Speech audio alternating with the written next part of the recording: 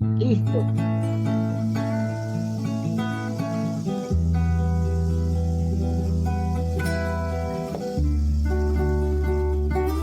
De rebeldías y resiliencias.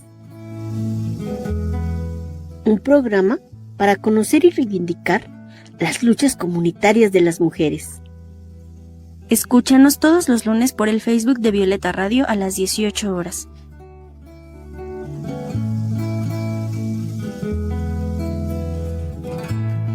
Mujeres defensoras de la madre tierra, son ustedes el faro para la sociedad entera. Voces lo arriesgan todo por salvar lo que nos queda.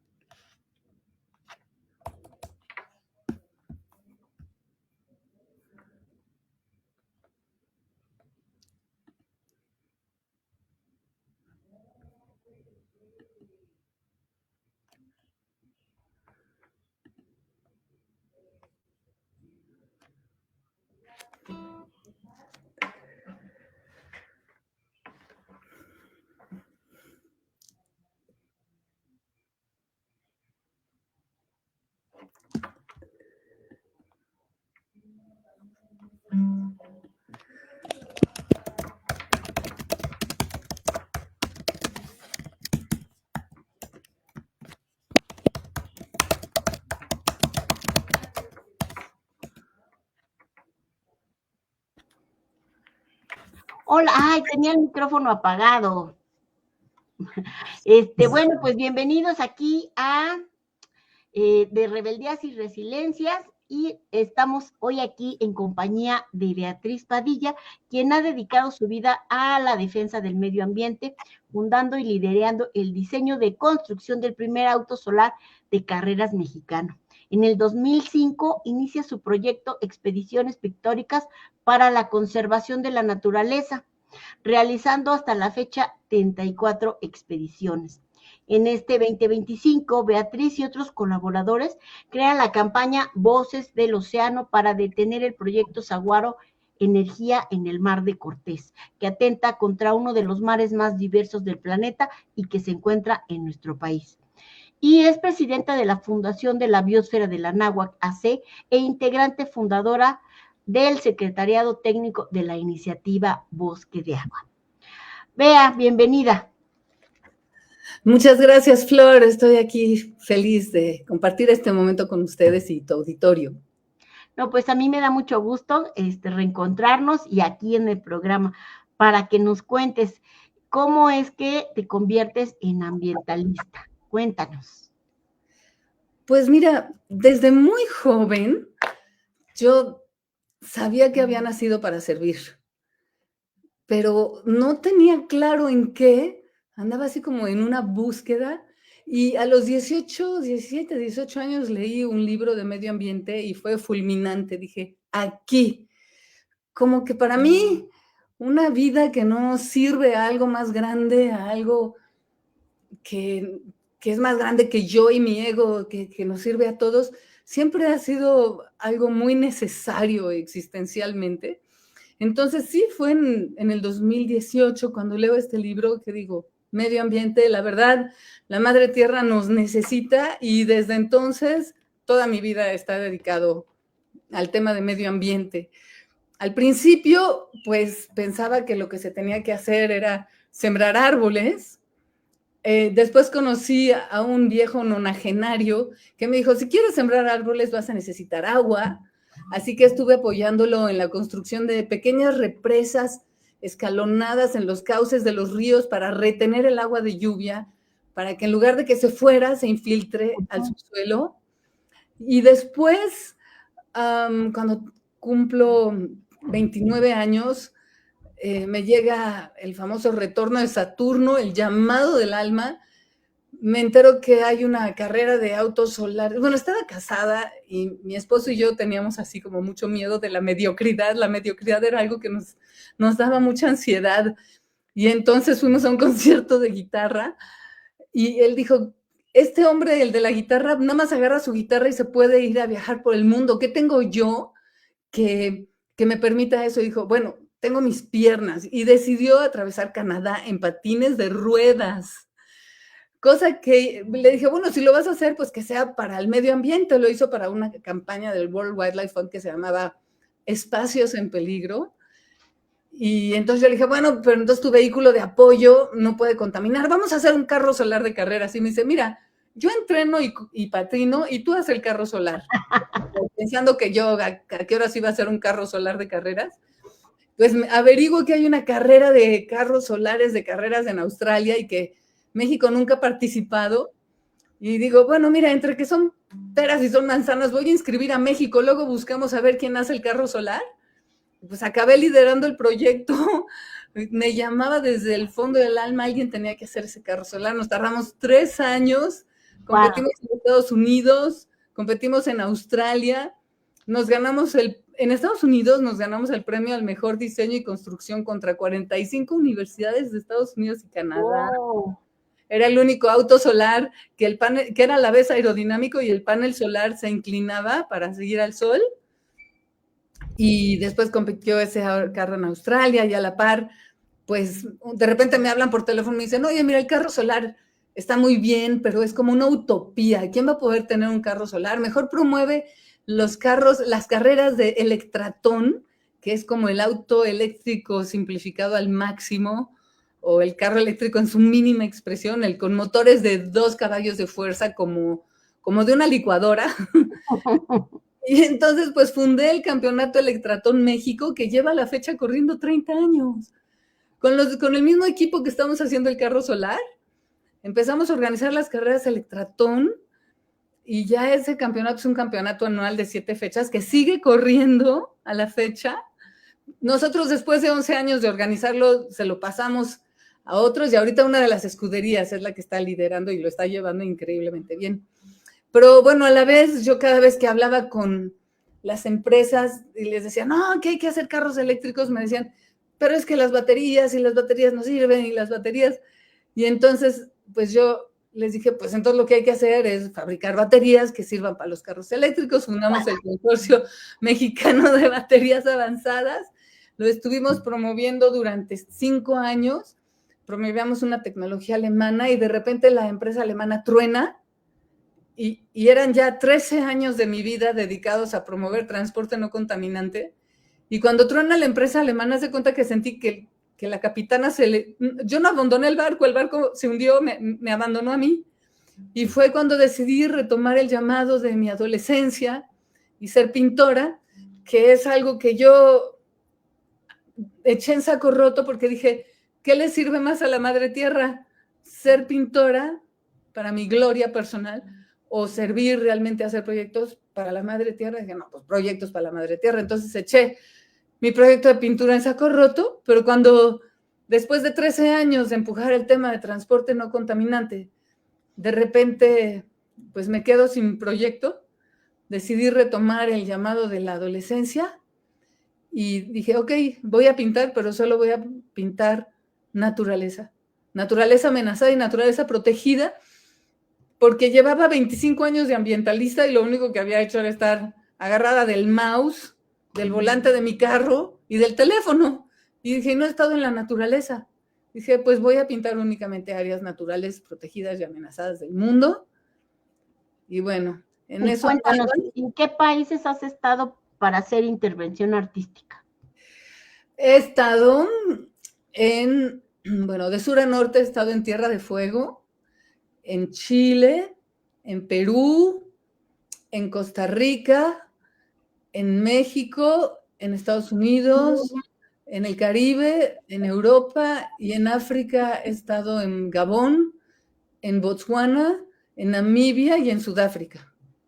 Llevo 34 expediciones de pintura. La más reciente fue aquí en Baja California, en una protesta que, bueno, creo que es una de las cosas que me vas a preguntar más adelante. Pero sí, ya son 34 expediciones de pintura, siempre a zonas de naturaleza amenazada y protegida del mundo. Todas mis pinturas cuentan historias de conservación de naturaleza relevantes. Y cuéntanos, Bea, ¿cómo es este proceso? ¿Cómo llegas a estos lugares? ¿Pides autorización? ¿Llegas? ¿Te montas? ¿Sacas tus cosas para trabajar? ¿Cómo haces para que esto se difunda y la gente, cuando vea tu pintura, entienda por qué se está haciendo y por qué es importante resguardar esas áreas? Sí, pues son como expediciones a la antigüita, en el sentido de que voy cargando con un chorro de cosas, o sea, llevo las pinturas, el lienzo, porque pues no soy pintura de estudio. El chiste es estar en la naturaleza, ¿no? Entonces voy cargando tienda de campaña, el lienzo, las pinturas, los pinceles, comida, libro, hamaca, toldo. Siempre voy como muy cargada, pero me instalo en unos campamentos pues bastante agradables, sencillos, pero agradables. Y pues es estar quietecita, calladita en la naturaleza. En un lugar estuve 2 meses, por ejemplo, y es como vi toda la transición de la primavera al verano. Y en un lugar que, bueno, ahorita ya está todo incendiado, pero bueno, todos son lugares que cuentan historias de naturaleza súper interesantes. Por ejemplo, este del que te estaba platicando, que estuve 2 meses, fue en Estados Unidos, porque es un amigo que me dijo, no, es que tienes que venir a pintar aquí. Está en la costa, a orilla de la costa, entre San Francisco y una ciudad hermosa que se llama Santa Cruz, y hay unas montañas, y a espalda de las montañas está Silicon Valley en California. Entonces, el precio por metro cuadrado de la tierra vale kilos de oro, y tú te imaginas sobre todo los terrenos con vista al mar, lo que han de valer. Pero lo que es interesante es que la ciudadanía dijo, no, nos vamos a quedar con la naturaleza en lugar de venderlo para hacer casas. Entonces, es costa de una belleza indescriptible, montañas llenas de redwoods, que son los seres vivos más grandes que jamás han existido, árboles de más de 30 metros de altura, de 130 metros de altura, y con una vista al mar increíble, que no se vendieron, es naturaleza, y esa era la historia que era importante contar en ese momento. Pero así, cada uno de los lugares cuenta historias. Por ejemplo, la última expedición, la que hice a la par, hice una huelga de hambre de 21 días, como una protesta contra una atrocidad que se quiere hacer en México, el proyecto Saguaro Energía, que piensa hacer del Golfo de California, del Mar de Cortés, una autopista de tráfico pesado de buques de 300 metros de largo para exportar en una primera etapa 15 millones de toneladas de gas natural licuado tejano al año. En un Golfo de California que es un orgullo de México, donde está el 39% de los mamíferos marinos del planeta, el 80% de los mamíferos marinos de México, la diversidad biológica y la concentración de formas de vida extraordinarias es tan grande que Jacques Cousteau le llamó el acuario del mundo. Y ahí se pretende exportar gas de Texas, gas que se extrae por medio de fracking, súper contaminante del aire y del agua, a través de un gasoducto de 800 kilómetros de largo que cruza desde el municipio de Guadalupe en Chihuahua, cruza todo Chihuahua, cruza todo Sonora, hasta llegar al norte del Mar de Cortés. Ahí piensan construir una planta de licuefacción de gas, algo así como 80 veces el tamaño del Estadio Azteca, construir un puerto gigantesco y desde ahí exportar en una primera etapa 15 millones de toneladas de gas natural licuado a China, a Japón y a Corea del Sur. Y yo dije, no, o sea, si piensan que los mexicanos nos vamos a quedar de brazos cruzados y nada más ver cómo hacen esta atrocidad, pues no. Y pues hice esta huelga de hambre de 21 días, a la par que estuve pintando. Ahorita estoy transicionando hacia pintar más que retrato de la naturaleza, interpretaciones de los sonidos de la biodiversidad. Entonces interpreté el canto de la ballena jorobada, que cantan, los machos cantan canciones muy, muy establecidas. Una cosa son vocalizaciones, pero otra cosa son cantos. Entonces interpreté y estuve pintando como 8 o 10 horas diarias. Yo no podía creerlo porque pues estaba en huelga de hambre, llevaba 21 días sin comer y estaba pintando intensamente. Y bueno, esas son las experiencias más bellas que te puedes imaginar. Estar recién en la naturaleza, tanto tiempo, quietecita, es maravilloso. Bea, ¿y cómo percibes que esto impacta en la sociedad? Sí hay gente que se conciencia, empresarios que se conciencian, el Estado se conciencia. ¿Cómo percibes este recibimiento de lo que estás hablando, ¿no? Esta huelga de hambre entre todos los actores que estamos. Pues yo recibí muy, muy buenos comentarios, gente que apoyó la campaña, gente que ha preguntado qué sigue. Afortunadamente, no soy la única. Hay una campaña súper fuerte que les recomiendo que vean, que es la más fuerte de todas, se llama Ballenas o Gas, ballenasogas.org, donde encuentran muchísima información súper valiosa. Es que la estrategia tiene que ser multifacética, ¿no? Por un lado tiene que ser la estrategia legal, por otro el activismo franco, y yo creo que el arte también tiene un papel que jugar. Por mucho tiempo yo no lo comprendía, qué papel podía jugar el arte. Inclusive cuando tuve una exposición de pintura en Francia, el galerista me dice, pero lo que tú estás haciendo es algo aislado, no es como una escuela, ¿no? Y yo le dije, no, pero en realidad por todo el planeta están surgiendo artistas que están agarrando el tema del medio ambiente. O sea, no es como que yo estoy fundando una escuela o soy parte de una escuela de pintores. Es algo que está surgiendo espontáneamente por todo el planeta, ¿no? Una respuesta de todos. Y yo soy una pieza. Igual en la lucha contra el proyecto Saguaro Energía, pues hay muchas personas que están haciendo diferentes actividades y yo fui una que hizo la parte de arte, pero ya estoy viendo que hay otros que también quieren hacer arte. Entonces es como una pieza en la fórmula. Por mi parte, yo hasta ahora no he querido vender mis cuadros porque siento que un cuadro aislado no dice gran cosa, pero hace poco tuve una exposición en Berlín, porque había llevado todos mis cuadros a Berlín y de repente los dejé en una bodega en Berlín 7 años y dije, no, pues ya tengo que traérmelos a México. ¿Qué hacen ahí? 45 cuadros embodegados, nadie ni los ve.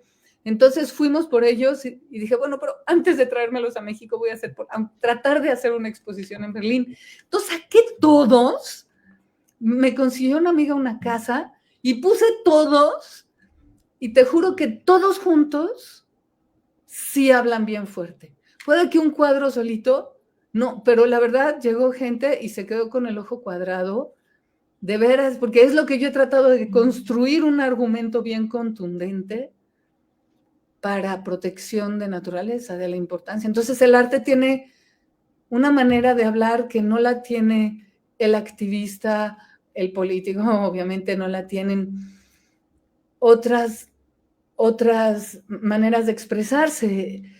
Por ejemplo, Víctor Toledo, el pintor oaxaqueño, él era activista Y podían haber muchos activistas, pero cuando Víctor Toledo hablaba, sus palabras se escuchaban, reverberaban de otra manera.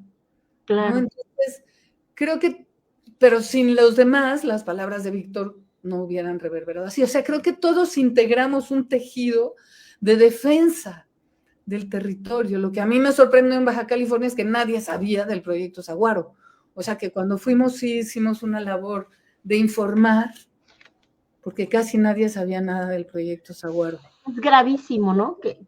Digo, la ley dice que todos este tipo de proyectos se tendrían que consensar con la gente que vive en los territorios y pues no nos están informando, ¿no? Y afortunadamente por personas como ustedes que se enteran y que llegan a hacer toda una campaña de información, es como se va sumando la gente y justamente esta labor yo creo que es invaluable, ¿no? Que llegue alguien que no conoces, que no vive en el lugar, pero que le preocupa preservarlo, ¿no? Sí, creo que sí. Nadie es profeta en su propia tierra, porque sí, o sea, bueno, yo estuve en un pueblo hermoso que se llama Loreto, pero que es un pueblo pequeñito. La presidenta municipal no sabía del proyecto Saguaro Energía. Me vino a entrevistar el principal, el más seguido y querido locutor de redes sociales, me vino a entrevistar ahí. Y después de eso la gente me paraba y me decía, ¿tú eres la que estás haciendo eso? Te vimos en la entrevista. Y nadie sabía del proyecto Saguaro Energía. Luego con Iván Sawyer hicimos una vigilia por las ballenas en Mero, Loreto, y nadie sabía. Y eso que Loreto va a ser uno de los pueblos más afectados, porque ahí está en un parque nacional a donde llegan muchísimas ballenas migratorias.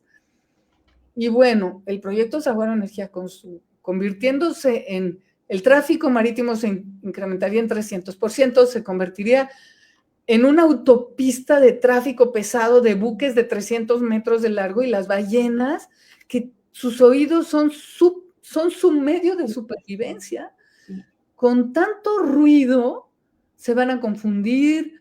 Si buscan el Golfo de California es porque es un lugar de aguas muy tranquilas, cálidas, y ahí es a donde van a tener a sus críos, ¿no?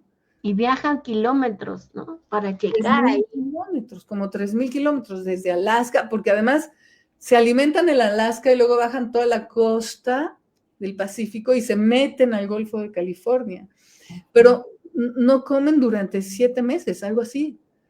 Tienen a sus críos, alimentan a sus críos, las mamás se enflacan muchísimo, pero es que además me enflacan muchísimo alimentando a sus críos y luego suben y hasta que regresan a Alaska vuelven a comer. Pero lo que se está viendo ahorita, los científicos están viendo que las ballenas están llegando al Golfo de California famélicas, porque en Alaska se está haciendo un proyecto, o sea, las ballenas se alimentan principalmente de un microcamaroncito que se llama krill, que hay en Alaska en abundancia. Y como ya la pesca intensiva está acabando con la mayoría de las especies comerciales, ahora hay un proyecto de la explotación industrial del krill, el alimento principal de las ballenas. Y no nada más eso, sino que con el cambio climático, el hielo se está derritiendo y debajo del hielo crece una alga, como un pastito invertido, que es el principal alimento del krill. Entonces, si no hay hielo, el krill no tiene para comer, y si llegan los barcos industriales a pescar krill, entonces, bueno, el caso es que las ballenas están llegando famélicas al Golfo de California, y si encima de eso le pones una autopista marítima escandalosísima, porque debajo del agua, mira, yo me acuerdo una vez estaba en Zihuatanejo, a mí me encanta nadar largas distancias, y entonces todas las mañanas bajaba a nadar, a atravesar un tramo de la bahía, y un día bajo y estaba un crucero, un barquito todo pintado de blanco, muy pulcro, y yo, mira, llegó un crucero. Te juro, Flor, en el instante en que me sumergí y metí los oídos debajo del agua, el escándalo del motor, de todas las tuercas del transatlántico.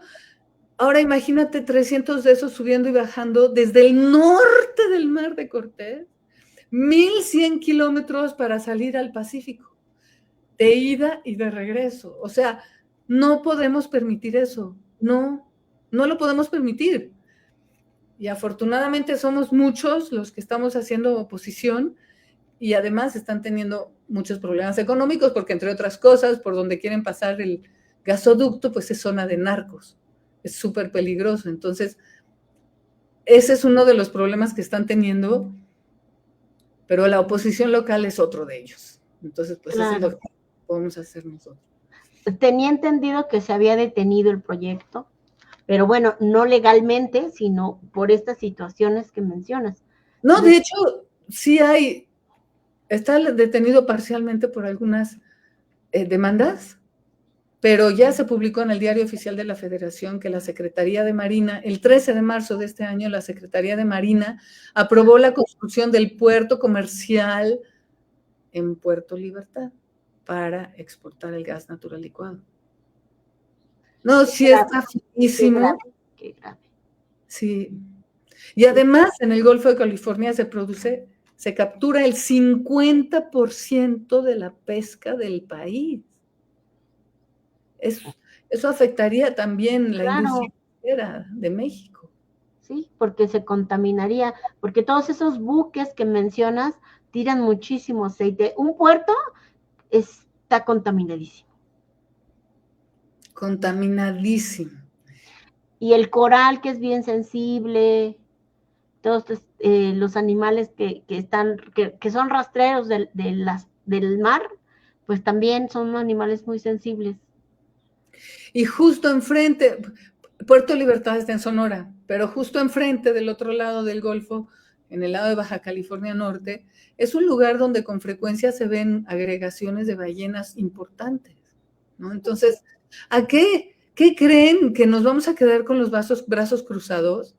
Pero ni locos, o sea, ni locos. Chequen ballenasogas.org, tiene información muy importante. Ya, inclusive me llegó una noticia, espero que sea verdad, que todo el Congreso de Baja California Sur en pleno se pronunció en contra del proyecto Saguaro Energía.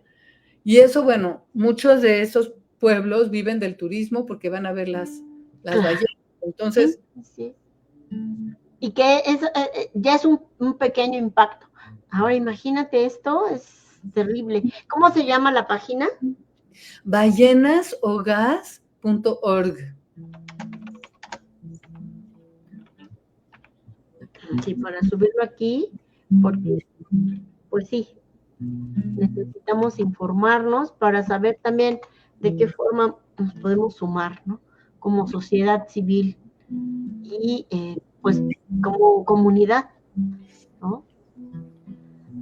Y bueno, pues estamos aquí ya en la mitad del programa y como cada 15 días tenemos el intermedio de una de cal por las que van de arena, que es una cápsula noticiosa informativa de medio ambiente y sociedad, en voz de la maestra Carla Priego. Así que no se olviden, escuchen esta nota y regresamos con Bea Padilla para que nos siga contando sobre sus luchas, sobre esta forma de incorporar el arte a la lucha y defensa de la preservación del medio ambiente. Así que vamos para allá y regresamos.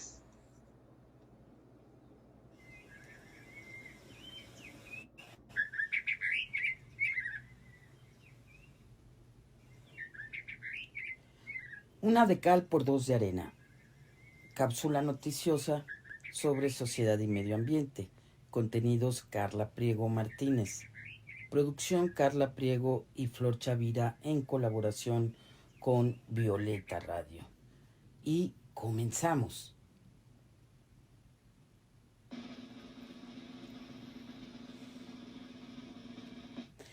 ...17 de julio... es declarado desde hace algunos años el Día Nacional de las Personas Defensoras del Medio Ambiente. En este mes también anunciamos la respuesta a una petición de Chile y Colombia que se emitió eh, en una opinión consultiva por parte de la Corte Interamericana de Derechos Humanos, donde se abordó la relación entre la crisis climática y los derechos humanos, estableciendo que los estados deben integrar una perspectiva de género e interseccional en sus respuestas al cambio climático. Esto implica considerar cómo la crisis climática afecta de manera diferenciada a diversos grupos como mujeres, infancias, personas mayores, personas con discapacidad y comunidades indígenas. Bueno, pues el pasado 17 de julio fue el Día Nacional de las Personas Defensoras del Medio Ambiente. Esto es un recordatorio urgente de la deuda que el Estado mexicano mantiene con quienes arriesgan su vida por proteger los territorios, los ecosistemas y los bienes comunes de nuestro país.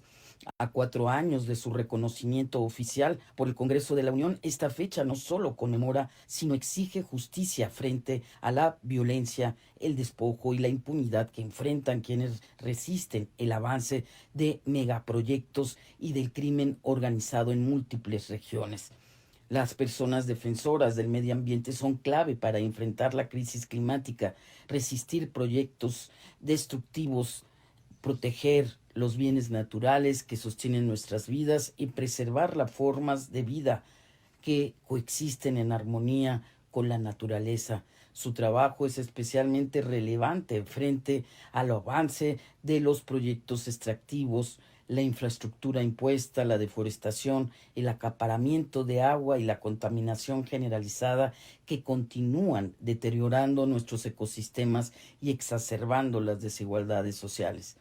A este contexto se suma el avance del crimen organizado en múltiples regiones donde ejerce control violento sobre territorios y recursos, actividades como la tala ilegal, la minería clandestina, el tráfico de especies, la apropiación de tierras y el despojo violento de comunidades se ha intensificado, afectando gravemente tanto al medio ambiente como a las personas que lo defienden. El narcotráfico y las economías criminales están hoy estrechamente vinculadas a la degradación ambiental, generando escenarios de altísimo riesgo. Entre 2016 a la fecha, al menos 84 personas defensoras del medio ambiente han sido asesinadas en posible relación con su labor. El casi más del 50% pertenecen a pueblos indígenas. A estos hechos se suman múltiples agresiones como la criminalización y el hostigamiento judicial, la vigilancia, las amenazas, el desplazamiento forzado y las desapariciones. No es una efeméride más, es un grito, una memoria, un acto de justicia. Esta fecha, hay que recordar, nace en homenaje a Berta Cáceres, líder indígena lenca de Honduras, asesinada por defender los ríos de su territorio frente a intereses extractivistas. Y como ella, cada año en Latinoamérica, decenas de personas son perseguidas, silenciadas o asesinadas por proteger lo más vital: la tierra, el agua, la vida. Ser defensor o defensora ambiental en esta región latinoamericana no es un título, es un riesgo, pero también es un acto de amor radical. Las y los líderes ambientales no solo levantan la voz, siembran esperanza, organizan comunidades, frenan proyectos con invaluables costos ambientales, recuperan saberes, sostienen mundos. ¿Vale la pena? Sí. Porque si alguien no defiende la naturaleza, entonces, ¿qué nos queda? Somos naturaleza. Defenderla es un acto de sabiduría y conciencia plena sobre nuestro lugar en la tierra. Todo esto está conectado. Hoy no, este día, el 17 de julio, no es solo para recordar, es para agradecer, para acompañar, para gritar con ellas y con ellos, para defender el ambiente, porque defender el medio ambiente y nuestro patrimonio biocultural es defender la vida. Bien, la Fundación Henry Walsh para México y Latinoamérica da a conocer la lista de plaguicidas altamente tóxicos y prohibidos autorizados en México y otros países. Actualmente 210 plaguicidas altamente peligrosos están autorizados en México, de los cuales 171 están prohibidos en otros países con efectos tóxicos a corto y largo plazo, tanto en la salud humana como en el medio ambiente.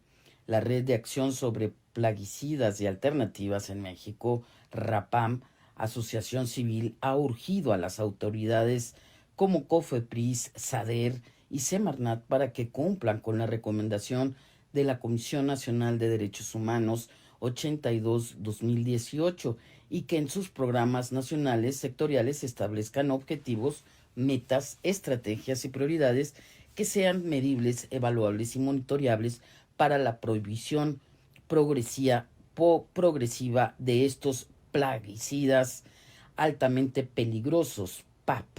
El informe identifica y detalla en su anexo la lista de 200 PAP, ingredientes activos autorizados por COFEPRIS, de los cuales 171, como ya dijimos, se encuentran prohibidos en otros países y 67 tienen una toxicidad aguda muy alta.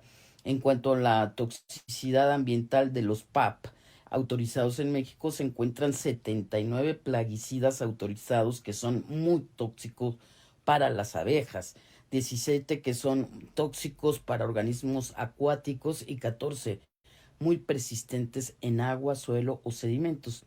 Las y los especialistas afirmaron que aunque no hay registro público de los plaguicidas en México que permita saber con precisión cuántos de los 210 PAP identificados se siguen usando, pues hay un gran número de permisos con vigencia indeterminada. Lo que sí se puede conocer por las investigaciones de campo realizadas por la academia y grupos no gubernamentales es que los PAP son utilizados a lo largo y ancho del país por productores y productoras a pequeña, mediana y gran escala. Se destacó que 3 insecticidas altamente peligrosos deberían prohibirse de manera inmediata. Estos son el insecticida fipronil, los neonicotinoides imidacloprid y el tiametoxam, causantes de la muerte masiva de abejas en México y prohibidos por la Unión Europea por sus efectos nocivos a estos polinizadores. Además, debería prohibirse también el glifosato, considerando los avances realizados en el sexenio pasado en las alternativas de manejo agroecológico y porque es un compuesto confirmado como probable carcinógeno, entre otros efectos dañinos. Para lograr dicha evaluación y medición que recomienda la Comisión Nacional de Derechos Humanos, el informe propone crear un sistema nacional de información y vigilancia integral sobre el uso de plaguicidas.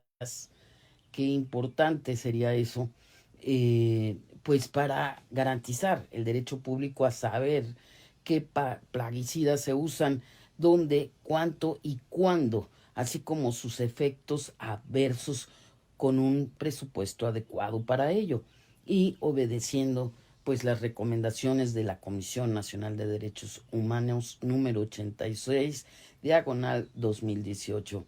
Esto pues tiene que ser una prioridad de gobierno para poder proteger nuestra salud y la salud ambiental y sobre todo garantizar el derecho humano a un medio ambiente sano. Muchas gracias y nos vemos hasta la próxima cápsula.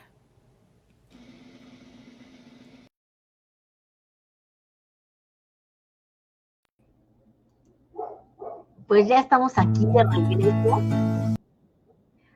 aquí con Bea. Ella es ambientalista, ella es artista y desde varias actividades, varias acciones ambientales ha estado alzando la voz para defender diferentes áreas del mundo, por lo que nos contó, esas 34 expediciones que ha tenido para visibilizar la importancia de preservar estos espacios. Y este año inició con la huelga de hambre para ser parte de la campaña Voces del Océano y evitar que este proyecto Saguaro Energía se lleve a cabo en el Mar de Cortés, dañando este mar que está en Baja California, que es uno de los mares más diversos, que tiene biodiversidad, lleno de biodiversidad que tiene nuestro planeta. Y bueno, Bea, ya estamos aquí de regreso. Cuéntanos cómo es que tú percibes las necesidades de las comunidades que están defendiendo sus territorios, están luchando por defender este medio ambiente. ¿Qué percibes tú que es lo que más se necesita en todos estos espacios a donde tú has llegado a intervenir con tus obras y has intercambiado y platicado con las personas? Bueno, permíteme primero nada más decirte que estoy impactadísima por la cápsula informativa que acabas de compartir. Mis respetos a la doctora Priego. Qué buena manera de presentar la información. Y bueno, me recuerda que justo ahora que he estado leyendo mucho de las ballenas, pues sí se nota que hay un declive en las poblaciones de ballenas, ya no por la cacería que casi acaba con muchas especies y que la prohibición pues hizo que se recuperaran, pero pues este otro factor silencioso que es la contaminación del agua, porque pues sí, puede que en otros países lo prohíban, pero en México no. Pero los ríos de México lixivian y se llevan todos esos contaminantes al mar, en donde están las especies de todos, y las autopsias que se han realizado en ballenas demuestran que están contaminados sus cuerpos y que muy posiblemente este es uno de los motivos que están haciendo que las poblaciones de las ballenas estén disminuyendo. O sea, no nada más porque otros países pues digan, ay, vamos a vendérselo a México, que ahí sí nos lo compran. Esto no afecta a todo el planeta, ¿no? Claro. Debería de ser una protesta mundial que estos plaguicidas espeluznantes estén usando. No se hicieran, ¿no? Yo francamente siento que la lucha ambiental es el trabajo más importante que se debe realizar hoy. Acabo de hacer un pequeño viaje a Oaxaca y pues les pregunté, hay muchísimos sembradores de agave espadilla para hacer mezcal. Uh-huh. Y bueno, noté con mucha tristeza que no están dispuestos a dejar de usar el glifosato, ¿no? O sea, sí, todos tienen muy claro que a nivel mundial el 80% de la biodiversidad que queda está en manos de pueblos indígenas, porque los pueblos indígenas reverencian a la tierra, no tienen una cabeza extractivista, ¿no? Pero también me he percatado de que, pues, usan pesticidas y plaguicidas porque, pues, el mercado no ofrece otras opciones, ¿no? Mucho de lo que acontece tiene raíces históricas y sí se tienen que poner y fincar la responsabilidad en las empresas, que en buena medida son las que han ocasionado esta injusticia social, pero son además, o sea, qué bueno, me da mucho gusto que la Semarnat ya empiece a fincar, recuperar la basura a las empresas que producen la basura. O sea, ya las llanteras ya no nada más venden la llanta, ya se tienen que ser responsables de recuperar la llanta, y espero que esto se aplique también a las botellas, porque claro, plástico, porque por todos lados ves el plástico tirado, ¿no? Mi experiencia con las comunidades es diversa,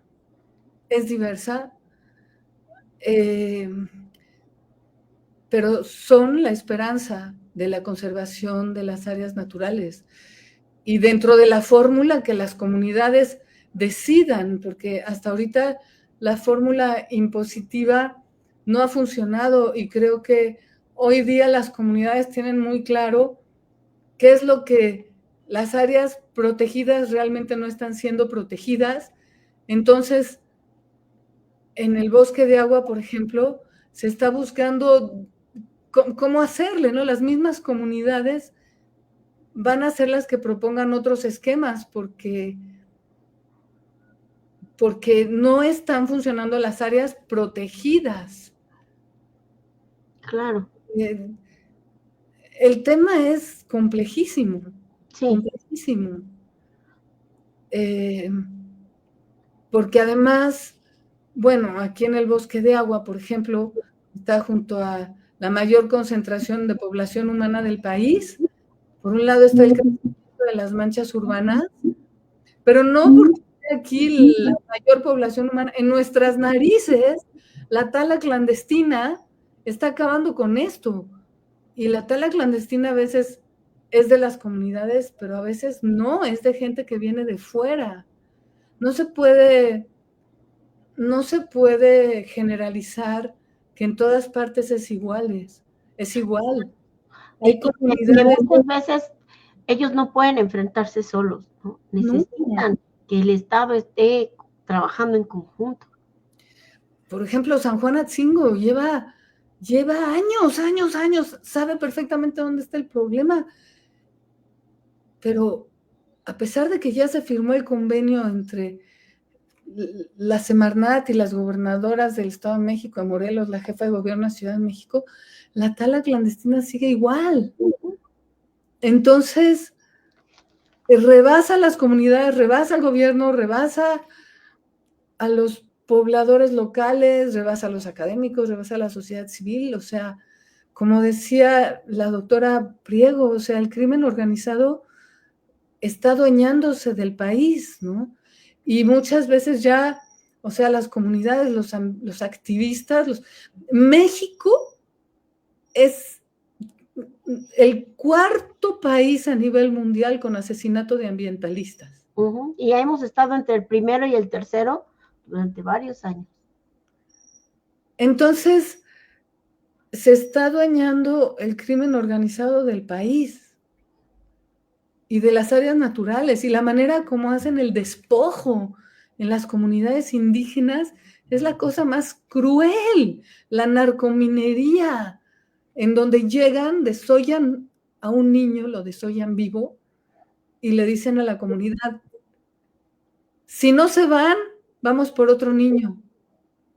Y por eso de repente en el Zócalo capitalino tienes a pueblos indígenas enteros acampando en las calles y despojados de su territorio por la narcominería, que está coludida con la minería, ¿no? Pero ya es un nuevo negocio para el crimen organizado. No sé, la doctora Sheinbaum, cómo le va a hacer, pero el país está cada vez más en manos del crimen organizado y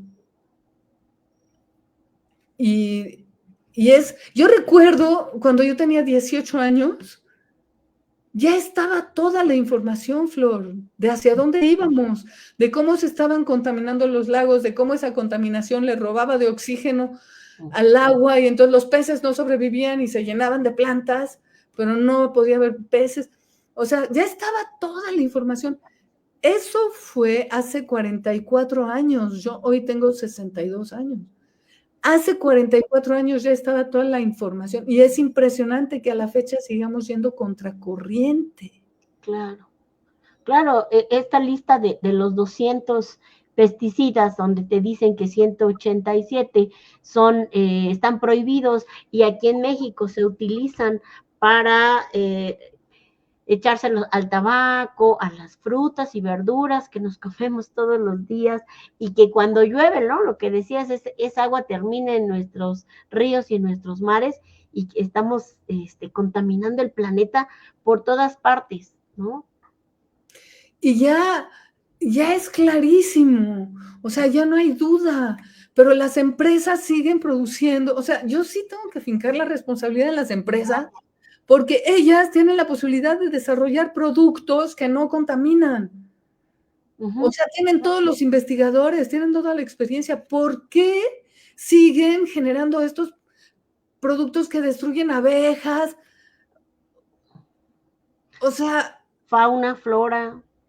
¿por qué? Teniendo todo para hacer investigación, ya existen productos, ya existe toda la información, ni siquiera lo tienen que inventar, ni siquiera tienen que invertir mucho en desarrollar los productos. Ya existen los productos. Nada más es cosa de comercializarlos. Pero, ¿qué onda con este afán? Mira, Flor, yo siempre digo, la biodiversidad, la diversidad biológica, que dicho sea de paso, un investigador de la UNAM dice que es este tejido de la vida lo que hace que funcione todo lo demás. No es así como que la diversidad es, la diversidad es parte de un tejido de la vida que crea todo este equilibrio. Bueno, la biodiversidad es el rasgo más extraordinario de nuestro planeta. Tú te subes a una nave espacial y sales a buscar otro planeta con vida. Bueno, tal vez encontrarás muy lejos debajo del suelo bacterias, pero vida como en este planeta, tan sofisticada, tan bella, tan brillante, tan inteligente, con tantas sinergias, no lo vas a encontrar, no existe. En el universo conocido no existe. En esta galaxia no existe. Puede que haya una luna, un planeta lejísimos que se llama Europa, no en este planeta, sino una luna que se llama Europa por allá, que dicen que es la que más probable tenga condiciones para la vida, pero pero ¿para qué destruir este si está divino? O sea, aunque hayan otros planetas con vida, la biodiversidad es lo más extraordinario de este planeta, resultado de millones de años de evolución. ¿Por qué fregados destruirla? ¿Por qué no ser agradecidos? ¿Por qué no amar este planeta? Claro. Las tendencias sobran y las soluciones existen. Y yo sí finco la responsabilidad en las empresas que están produciendo esto porque tendrían la opción de hacerlo de otra manera. Exacto, exactamente. Y no sé, se me hace inconsciente, irresponsable pensar, bueno, yo en mi país no quiero contaminarlo, pero que se vaya a otro, ¿no? A otro país del surponiente para que ahí contamine y no nos afecte. Cuando finalmente, pues todo es un ciclo, ¿no?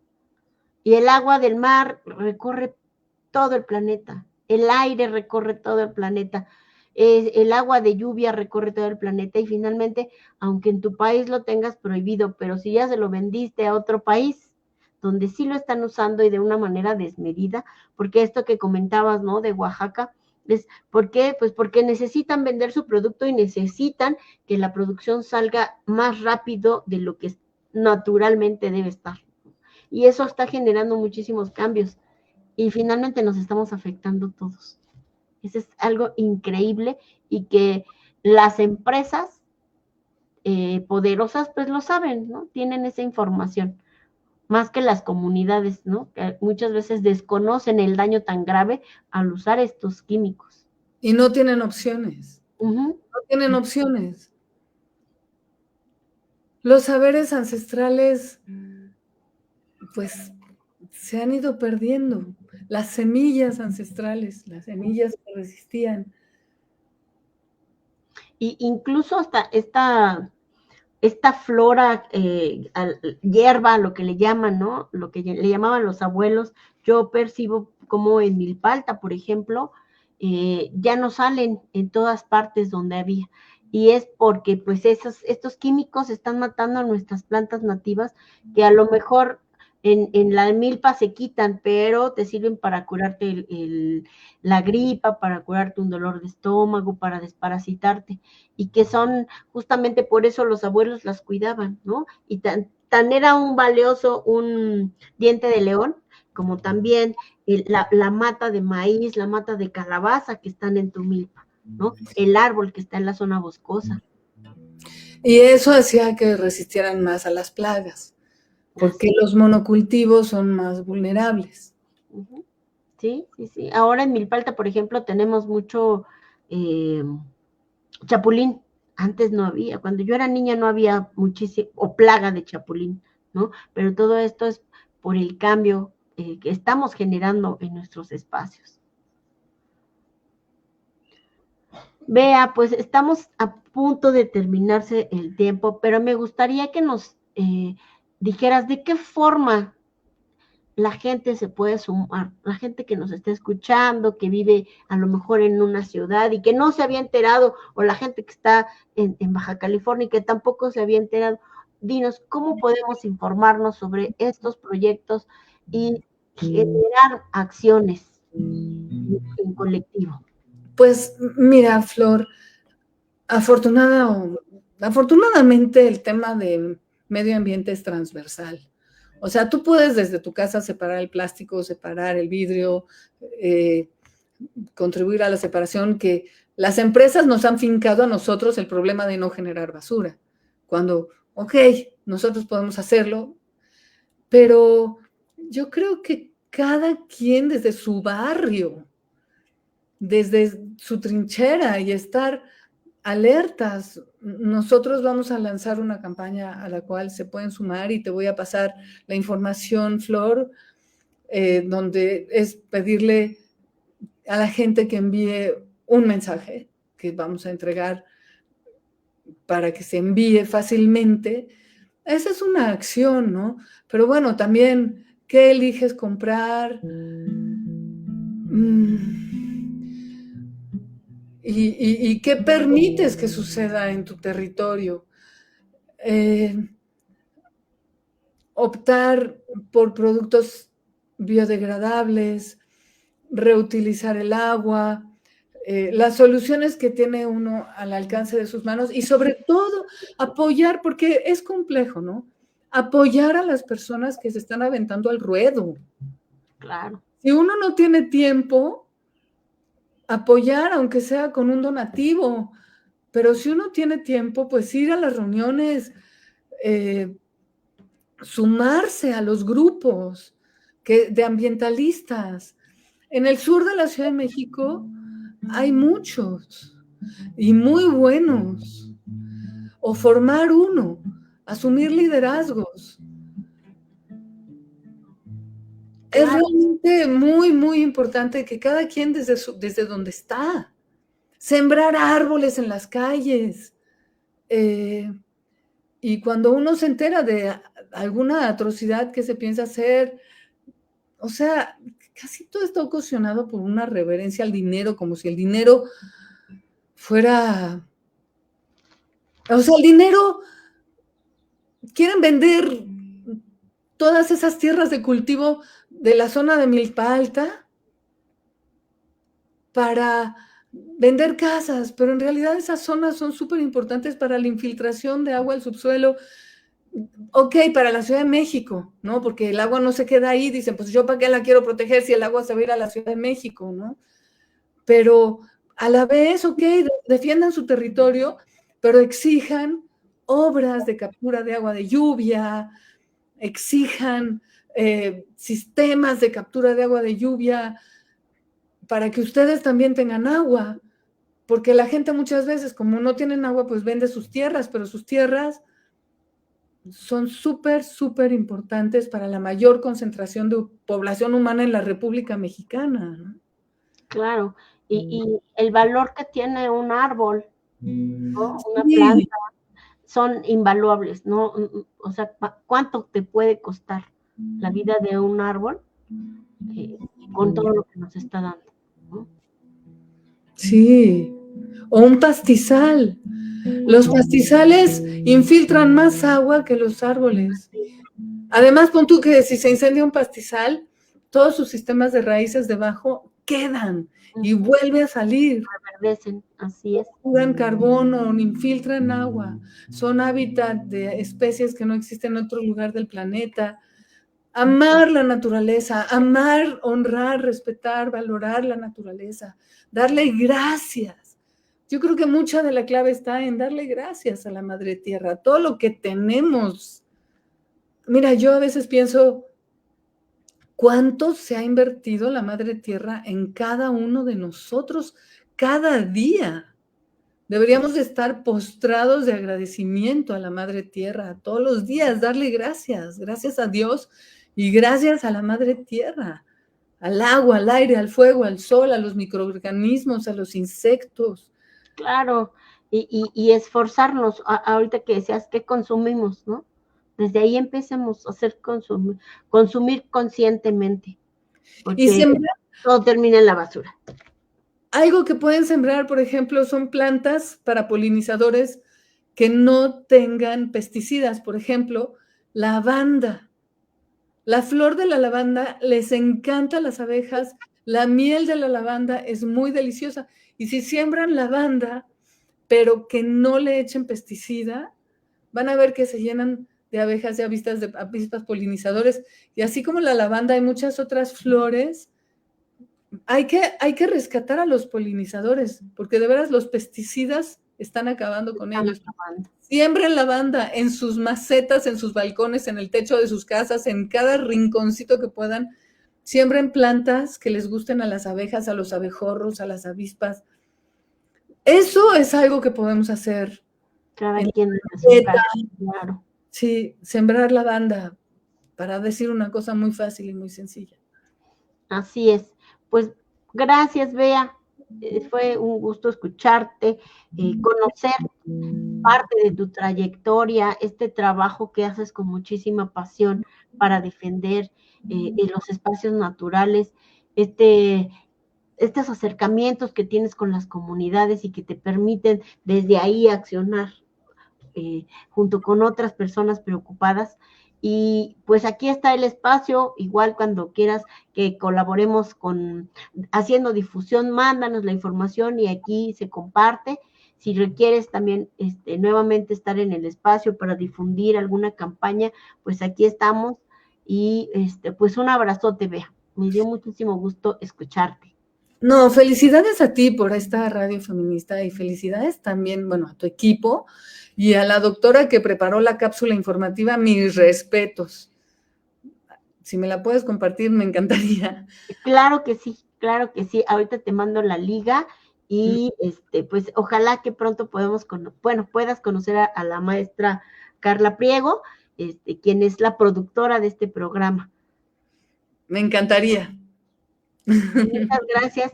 Y auditorio, recuerden, nos vemos dentro de 8 días. El domingo son las repeticiones de nuestro programa. Denle like, compártanlo. Es muy importante que entre más personas tengamos conciencia, más acciones se van a realizar. Y esto va a beneficiar a la vida que está en el planeta, la fauna, la flora y la humanidad. Y bueno, quédense aquí en Violeta Radio.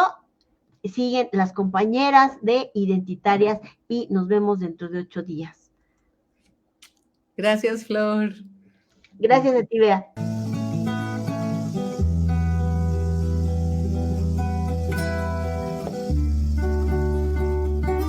De rebeldías y resiliencias. Un programa para conocer y reivindicar las luchas comunitarias de las mujeres. Escúchanos todos los lunes por el Facebook de Violeta Radio a las 18 horas.